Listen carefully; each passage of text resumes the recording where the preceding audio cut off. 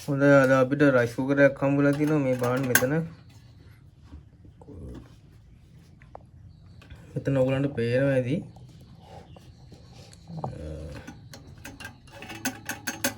මේක ફોකස් වෙලා තියෙන්නේ මෙන්න මෙතන මේක සම්බන්ධ වෙන තැන මෙතන වදින්නේ නැහැ හරිද අත්පල දෙක ස්පර්ශ වෙලාම තියෙනවා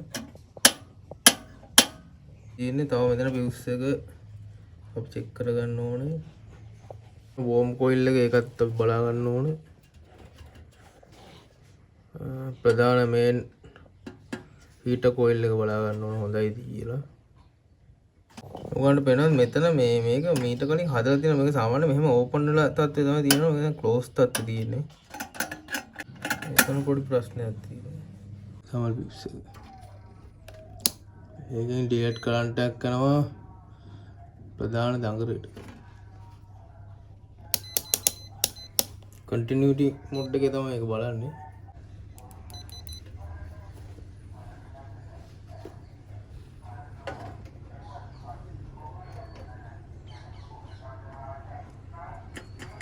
මේ දෙක අතර සම්බන්ධයක් නැහැ හරි අපි පියුස් එක වැඩ කරන්නේ නැහැ කියලා අපිට දැන් මීටර මේ සනාථ වෙලා තියෙන්නේ බලමු මේකේ තියෙන ප්‍රශ්නේ අපේ ප්‍රධාන දඟරේ හොඳයිද කියලා බලමු ඒක 54යි ඕම්ස් පෙන්නනවා ඒ අමතරව අපි බෝම් මෙතන තියෙන බෝම් කොයිල් එක සුදු පාට ඒකත් ලයින් එකත් බලමු අපි මීටරේ තියෙනින්ද ඒගොල්ලන්ට පේන්නේ නැති සමහරකට වයර් එක මෙතනට යනවා හරිද අනිත් වයර් එක මෙතනට යන්නේ ලොකු ෂෝට් එකක් පේනවා එතන මෙන්න මේක මෙතන ගෑවිලම තියෙන හින්දා ඒක එන්නේ නැත්තම් ඔයිල් මට්ටමේ තියෙන වෝම් කොයිල් එකේ ලයින් එක තමයි දැන් ඉන්නේ මේක සම්බන්ධ වෙලාම තියෙන හින්දා තමයි මෙතන ඔය බසර් එක වදින්නේ ඒක උස්සලා තියෙන්න ඕන මම ඉස්සලා පෙන්නනවා ඒක බලමු අපි වෝම් කොයිල් එකේ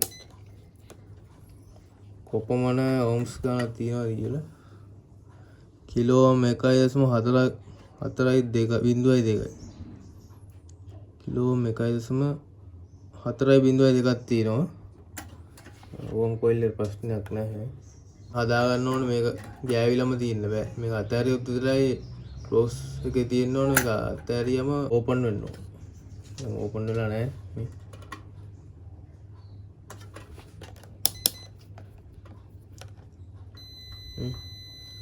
නෝමල් තත්ත්වෙත් ක්ලෝස් එකේම තමයි තියෙන්නේ පාත් කරත් මනේ සාමාන්‍යයෙන් වෙන්න ඕනේ අතහැරියම මේ හරි දැන් ඔයගලන්ට පේනවා මෙන්න මෙතන ගෑවිලා තිබ්බේ නැහැ දැන් අපි ලං කරලා බලමු මේ පැත්තට නවාගෙන බලමු මේක කොහොමද වෙන්නේ කියලා හරි මම දැන් නවාගෙන දින ඔයගලන්ට පේනවා මේක උඩ පල්ලෙහා යනවා ඔයගලන්ට පේනවා දැන් චෙක් කරලා බලමු සාමාන්‍ය අවස්ථාවේ නෝමල් තත්ත්වය තමයි තියෙන්නේ හරිද මේක පාත් කරපු ගමන් ඔක බසර් මොඩ් වදින්න ඕනේ පාත් කරපු ගමන් බසර් මොඩ් වදිනවා අතහැරියම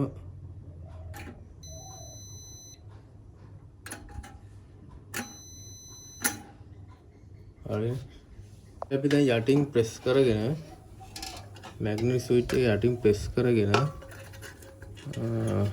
මේක දාලා බලමු හරි හිර වෙනවනේ ආය අතහැරියම අතහැරෙනවා හරිනේ දැන් අපිට පුළුවන් මෙතන පියුස් එක තියෙන තැන ගලව ගන්න ලයින් එකත් අපි ගලව ගන්න ඕනේ මොකද අපිට පියුස් එක චෙක් කර ගන්න ඕනේ මේකේ තියෙන පියුස් එක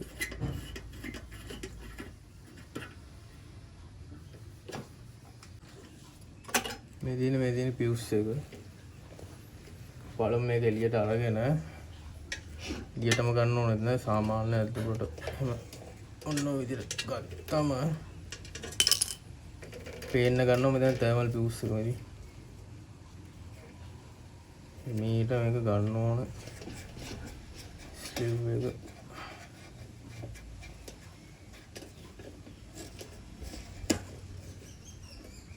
මෙන්න මේක තමයි තර්මල් පියුස් එක මේක බලමු චෙක් කරලා අපි මල්ටිමීටරේ ආධාරය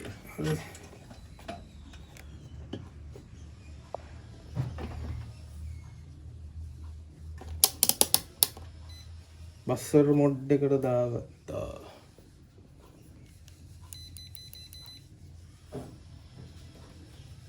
මම බෙන මේක යන්නේ හරි මේ පියුස් එක ගන්න ඕන අපිට මේ පියුස් එක මෙන්න මෙතන ඇතුලෙන්ම ගලව ගන්න පුළුවන් නම් ඒත් හොඳයි නැත්තම් මෙතනින් අමුණන්න පුළුවන් ටැග් එකක් වගේ දාලා දැන් මේ ඔයගලන්ට පේනවාද මෙන්න මෙතන මේ පොඩි බුරුලක් තියෙනවා මෙන්න මේ අඩුවෙන් අල්ලගෙන මේ විදියට ඔන්න ඔහම තද කරන්න ඕන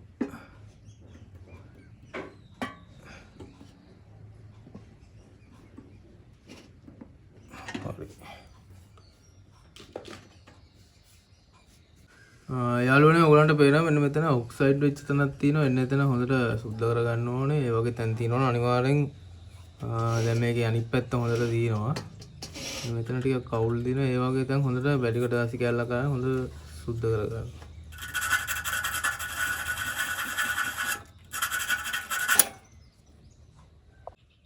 හොඳයි ඔයගලන්ට දැන් මෙතන බලා ගන්න පුළුවන් මම ෂොට් එක ඉතින් බුරු කරලා අරන් තියෙන මේ වයර් එකදී මේ වයර් එක තියෙන එක ගලව ගන්න ඕනේ හරිද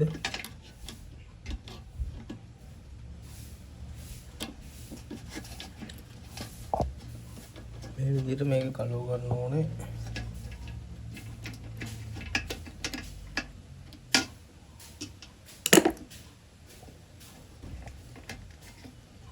ගලවගෙන මේක එළියට ගත්තා. දැන් අපි මේ පියුස් එකේ සයිස් එකම ගෙනලා දිනවා මේ තියෙන්නේ මේ පියුස් එකේ සයිස් එකම ඔයාලට පේනවා ඉතින් 250 වෝල්ට් 185 සෙල්සියස් මේක මේ පැත්තෙන් මෙහෙම දා ගන්න ඕනේ.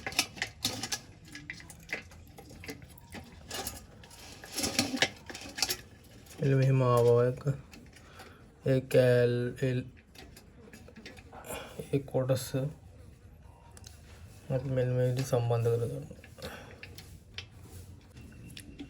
සම්බන්ධ කරගන්න.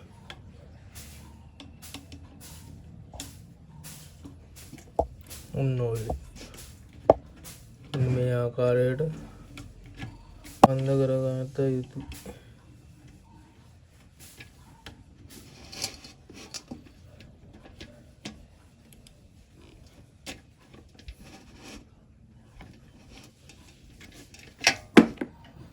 හරිද ඊට පස්සේ අපිට පුළුවන්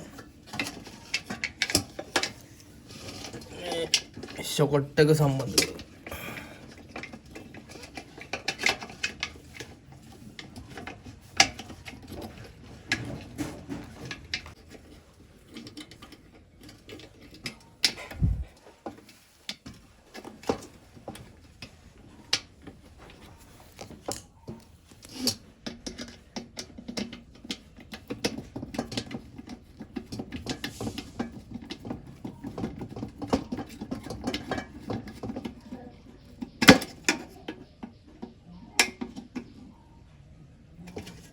මේක උඩට කොටසන කැඩලා තියෙන මෙතන උතරයක්වත් දාගන්න ඕනේ.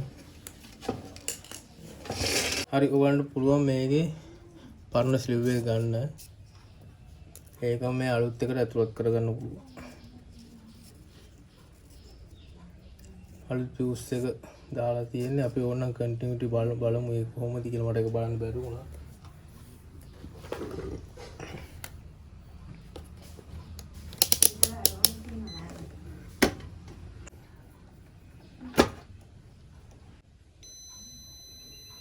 හරිනේ.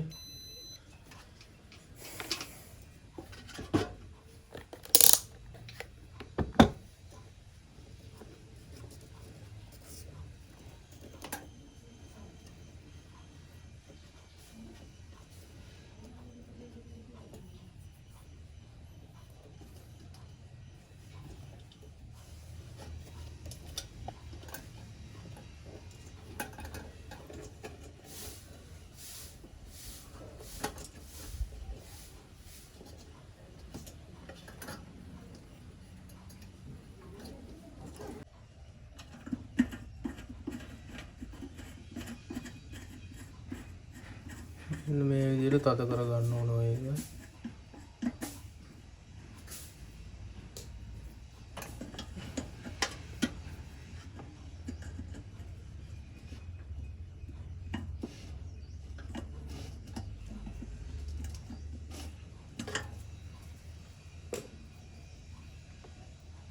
මම මේ ලයින් එක අපි ගහගමු අපි.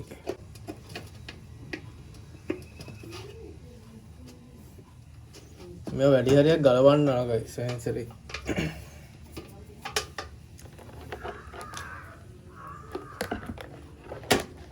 මල්ටිමීටරේ පේනවා ඇති කියලා මම හිතනවා. ලයින් එක දාලා බලමු. ඔයාලට පේනවා කිසිම මේකක් නැහැ. හරිද? මේ ලේසිම ක්‍රමයක් තමයි මේ කියලා දෙන චෙක් කරගෙන දැන් බලන්න මම මෙතන මොඩ් එක දානවා මෙන්න මෙතන. දැක්ක මොඩ් එක දාපු හැටි මෙතන 54ක් පෙන්වනවා. ඒ කියන්නේ මේන් සප්ලයි එක ඒ කියන්නේ ohms ගන්න පෙන්නන්නේ මේන් හොට් ප්ලේට් එකේ. දැන් නෑ. අපි මං කො මේ විදියට තියෙනකොට මෙතන සප්ලයි නෝමල් යන්න ඕනේ. බෝම් එක මෙන්න මේ කොයිල් එකට වැඩ ගන්නවා. එතකොට කොයිල් එක බලන්න අපි මේක කිලෝ ohms වලට දැම්මම 1.56ක් තියෙනවා. එතන මේ වැටලා තියෙන්නේ 1.56 වැටලා තියෙන්නේ වෝම් ප්ලේට් එක කොයිල් ප්ලේට් එක මෙන්න මේක. හරි දැන් අපිට ඊළඟට අපිට බලන්න පුළුවන් ඊළඟ බසර් මෝඩ් එකට දාලා සාමාන්‍ය අවස්ථාවෙත් මේක ලෙඩේදී සාමාන්‍ය අවස්ථාවෙත් කන්ටැක්ටර් වෙලාම තියෙන එක. මෙතනයි මෙන්න මෙතන. සාමාන්‍ය අවස්ථාවේ කන්ටැක්ට් වෙලාම තිබි දැන් කන්ටැක්ට් වෙන්නේ නැහැ නේ. දැන් මේක පාතුනොත් විතරයි උගන්ට එන සද්දේ. දැන් මේක පාතුනොත් විතරයි මේ.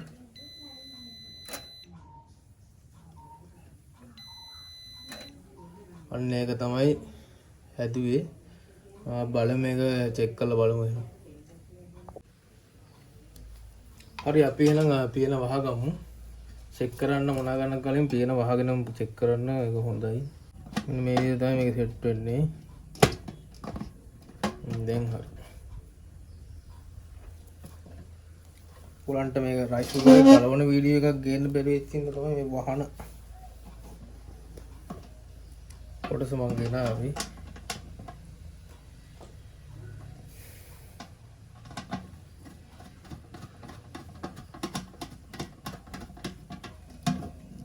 සප්ලයි දීලා අනිවාර්යයෙන්ම බලන්න මුලින්ම සප්ලයි දාගන්නේ ෂෝට් තියනවාද කියලා බලන්න. ඊට පස්සේ ෂෝට් තිබ්බට පස්සේ බලන්න ලීක් තියනවාද කියලා. මොකද නැත්තම් කරන්ට් පදින්න පුළුවන් කොහෙන් හරි ආගර හොට් ප්ලේට් එකේ හරි තිබ්බොත් මේ ලීක් එකක් කරන්ට් පදින්න පුළුවන්. හරි. දැන් බලමු දාගෙන.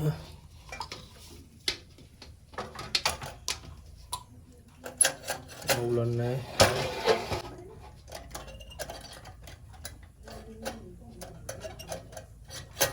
දැන් කුක් මොඩ් එක වෝම් මොඩ් එක තියෙනවා. දැන් අපි බලමු කුක් මොඩ් එකට වැටෙනවාද කියලා. හරි කුක් මොඩ් එකට වැටුණා. බලමු වතුර එක නටනවාද. හරි යාළුවනේ දැන් ඔයාලට පේනවා හොඳට දුම් දාලා රයිස් කුකරේ වතුර නටනවා. ඉතින් මේ වගේ තවත් වීඩියෝ එකකින් මේක තාම ඕෆ් වුන්නේ නැහැ. හැබැයි කම්ප්ලේන් එක ඕෆ් වෙන්නේ නැහැ. පියුස් එක පිච්චෙනවා කියලා තමයි ආවේ. මම හිතන්නේ දැන් ඕෆ් වෙයි. දැන් හොඳට වතුර නටනවා ප්‍රශ්නයක් නැහැ. හරි එහෙනම් අපි තවත් අලුත් වීඩියෝ එකකින් එකතු වෙමු.